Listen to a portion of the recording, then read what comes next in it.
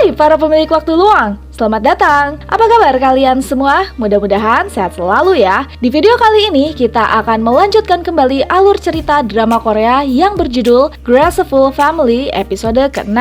Di episode ke-5 lalu, Seok-hee kembali ditangkap dan diperiksa polisi karena kedapatan mabuk sambil mengendarai mobilnya saat menuju kantor. Loh, kapan Seok-hee minum minuman keras? Lalu, jika rapat pengangkatan dirinya sebagai pemimpin MC Group dibatalkan, berarti ia telah gagal menjadi pemimpin MC Group. Untuk mengetahui jawabannya, tonton video ini ya. Namun sebelumnya, jangan lupa klik subscribe, like, komen, dan nyalakan notifikasi loncengnya ya, supaya bisa dapat update film dan drakor dari channel ini. Langsung aja kita bahas drakornya, check it out!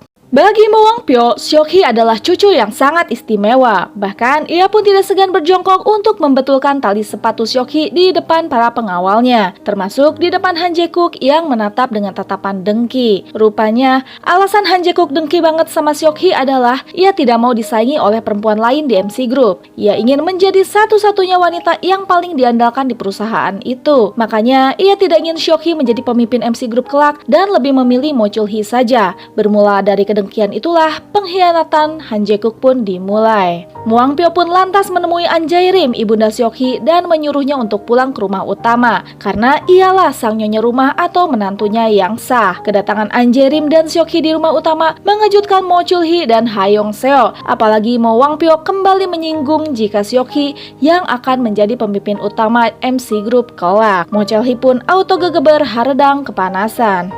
Kembali ke masa kini, Seok-hee yang dicegat polisi akibat dituduh mabuk menyadari kalau ini adalah salah satu akal-akalan Top untuk menggagalkan pengangkatannya sebagai pemimpin MC Group. Ya, Top mengetahui kalau Seok-hee mempunyai suatu penyakit yang disebut sindrom auto-brewery, di mana karbohidrat yang dimakan Seok-hee akan berubah menjadi alkohol. Ingat episode pertama lalu saat Seok-hee menabrak mobil yang hendak membawa Tuan Kim ke kantor polisi? Ia merebut roti milik karyawannya dan memakannya dengan barbar. Ya, roti salah satu sumber karbo tinggi, makanya polisi pun menemukan bukti jika Seok-hee tengah mengendarai mobil dengan keadaan mabuk. Dan pagi itu, Seok-hee meminum jus yang over manis yang sengaja disediakan oleh keluarganya agar sindrom brewery-nya kumat. Dimana saat itu dengan tidak lazimnya mendadak ada pemeriksaan polisi di depan rumahnya, serta kemunculan berita yang memberitakan jika Seok-hee sedang mabuk. Padahal, tidak ada satupun reporter yang mengetahui kondisi asli Seok-hee saat itu. Termasuk Yeon-do tidak tahu kalau Seok-hee pun sedang mabuk. Ya, akhirnya pengangkatan Seok-hee sebagai pemimpin MC Group pun dibatalkan, dan Mo Chul-hee lah yang akhirnya menjadi pemimpin MC Group. Mengetahui berita itu, penyakit jantung Mo Wang-pyo pun kumat lagi. Jung Yeon-ja dan pengacara Yeon pun lantas menghubungi Dr. Hwang yang akhirnya menyarankan Mo Wang-pyo untuk beristirahat. Sepulang memeriksa Mo Wang-pyo, lagi-lagi sang dokter pribadi pun diawasi gerak-geriknya oleh suruhan Han Jae-kook. Di kantor polisi, Seok-hee pun meminta untuk dilakukan pemeriksaan oleh dokter mengenai tingkat kesadarannya, dan para polisi pun terkejut, kok ada ya penyakit kayak gini? Di tempat lain, Choi Nari diam-diam menemui Mo Seo-jin di sebuah restoran. Namun tiba-tiba Mo Wang-so yang ternyata penggiat seni ikut nimbrung dan meminta Choi Nari untuk berinvestasi di filmnya. Namun Choi Nari menolak karena nggak punya uang. Mo Wang-so pun mengancam jika tidak mau berinvestasi, maka ia akan membocorkan rahasia jika Choi Nari pernah berkencan dengannya. Waduh, mumet deh. Seok-hee pun mengunjungi sang kakek dan meminta maaf tentang pembatalan pengangkatannya sebagai pemimpin MC Group. Namun sang kakek menghibur Seok-hee dan mengatakan ia punya rencana lain. Keesokan harinya, Mo Wang-pyo dibantu pengacara Yeon dan Hyo Yeon-do melayangkan gugatan kepada Top karena dianggap telah memaksa para pemegang saham untuk tidak menyetujui pengangkatan Seok-hee. Dan Mo Wang-pyo pun merencanakan akan melakukan rapat dadakan bersama para pemegang saham lain untuk kembali mengangkat Seok-hee sebagai pemimpin MC Group. Top yang mengetahui rencana Mo Wang-pyo pun tidak tinggal diam dan melapor pada Mo Chul-hee. Di saat bersamaan, Mo Wang-pyo datang dan memperingati Mo Chul-hee untuk tidak mengganggu pengangkatan Seok-hee. Dan Mo Wang-pyo pun akhirnya menyadari kesalahannya karena telah mempercayai Han Jae-kook dulu. Han Jae-kook pun lantas menemui Seok-hee dan menyuruhnya untuk mundur karena usahanya untuk menjadi pemimpin MC Group akan membahayakan sang kakek. Namun Seok-hee yang tengah kesal mengatakan, selama aku bisa mendapatkan MC Group, tidak penting apakah kakek akan meninggal atau tidak. Lagi pula kakek sudah tua.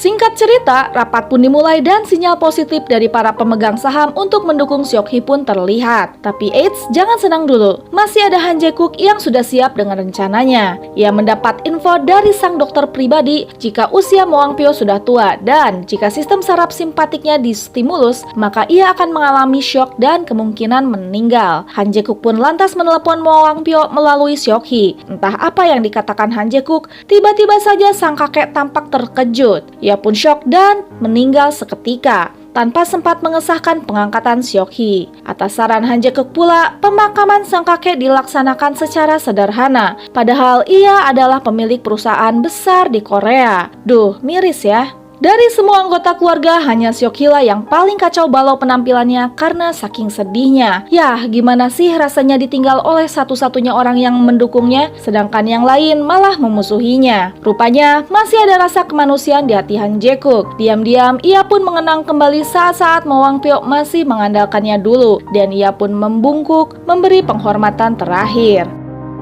Di pemakaman, Seok-hee pun penasaran, apa sih yang dikatakan Han Jae-guk sehingga sang kakek terkejut hingga meninggal dunia? Sepeninggalan sang kakek, Jung Yeon-ja dan pengacara Yeon pun akhirnya diusir dari MC Group dan dilarang menghubungi Seok-hee, atau nyawa mereka jadi taruhannya. Seok-hee pun semakin merana karena dua orang yang mendukungnya kini sudah tidak bisa dihubungi lagi. Han Jae-guk pun lantas menawari Hae-yeon-do, satu-satunya orang terdekat Seok-hee yang tersisa, untuk bergabung dengan Top dan meninggalkan Seok-hee. Awalnya Yeon-do ragu harus memilih Top atau Seok-hee. Namun Han Jae-guk mengiming-iminginya dengan fasilitas akses data informasi yang luas di kantor Top pada Hae-yeon-do. Teringat akan kasus ibunya yang mungkin saja ada di database Top, akhirnya Yeon-do pun setuju. Di rumah, Mo Chul-hee dan Han Jae-guk memberitahu jika saham Seok-hee berubah karena Han Jae-guk telah membeli saham-saham yang dimiliki para pemegang saham lainnya. Sehingga jika digabung, Han Jae-guk dan Mo Chul-hee memiliki 2/3 saham MC Group dibanding Seok-hee yang hanya 1/3 saja. Sambil mengunyah permen karet, Seok-hee pun mengatakan ia akan menandatangani surat pelepasan saham dan penyerahan manajemen,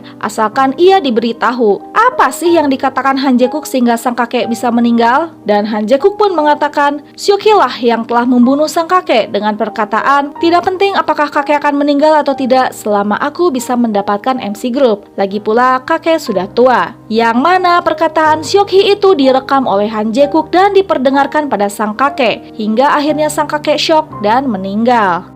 Seok-hee yang sudah tidak berdaya pun akhirnya menandatangani surat itu dan pergi. Namun sebelum ia keluar ruangan, dengan kecepatan tangan Mbak Ninja, ia menyemplungkan sisa permen karet yang dikunyahnya ke dalam akuarium Picasso. Dan keesokan harinya, sang matire heboh karena Picasso, sang lauk gurame apa arwana itu pun ditemukan tewas karena makan permen karet bekas Seok-hee.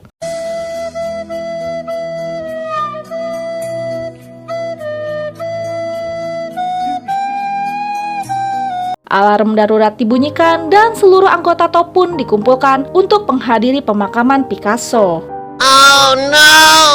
Dan di saat semua orang menjalani ritual pemakaman dengan hikmat, Seok-hee datang dengan anggun dan ceria, menggunakan gaun warna merah cabe dan melemparkan sebuah mawar merah diiringi tepuk tangan untuk almarhum Picasso.